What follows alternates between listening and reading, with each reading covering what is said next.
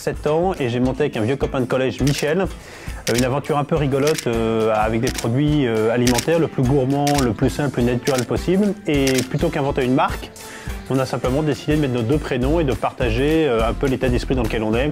Et à la Bananeraie aujourd'hui, on est un peu plus de 55. Moi, ce que j'espère, c'est que personne ne bosse, tout le monde s'épanouit, se fait plaisir et vraiment fait partie pleinement du projet de faire sourire la planète. Novantia, pour moi, c'est vraiment l'école des entrepreneurs, ou même maintenant, je crois qu'on dit même business development. C'est à la fois d'être entrepreneur ou, si tu n'es pas entrepreneur, d'être intrapreneur dans la boîte dans laquelle tu es. Il faut à la fois avoir une vision stratégique de là où on veut aller, tout en ayant aussi une capacité à faire des choses très opérationnelles au quotidien. Novantia met au cœur de son projet pédagogique cette notion d'être acteur de sa vie, c'est-à-dire que la clé, c'est quand même de bien se connaître, apprendre à bien se gérer, bien connaître ses qualités, ses défauts, ses pistes de progrès.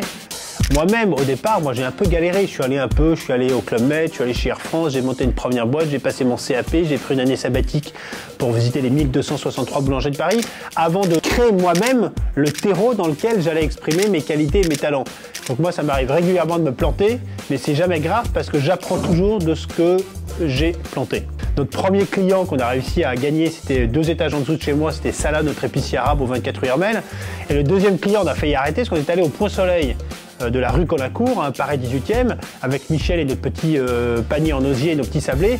Et les types, là, les gérants nous ont pris pour les témoins de Jéhovah. On a appelé les filles, qu'on a failli finir au poste et on était complètement dépités. Heureusement qu'on ne s'est pas arrêté au moment où on était en train d'être pris pour les témoins de Jéhovah. Je crois que c'est ça. La clé d'un entrepreneur, c'est de croire profondément à ce qu'il fait. Le premier client de nos produits, c'est d'abord nous-mêmes.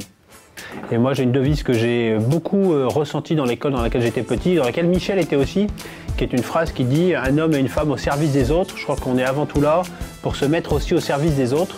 Et l'entreprise est un moyen de y arriver, comme ce que j'essaye de faire modestement dans ma vie personnelle.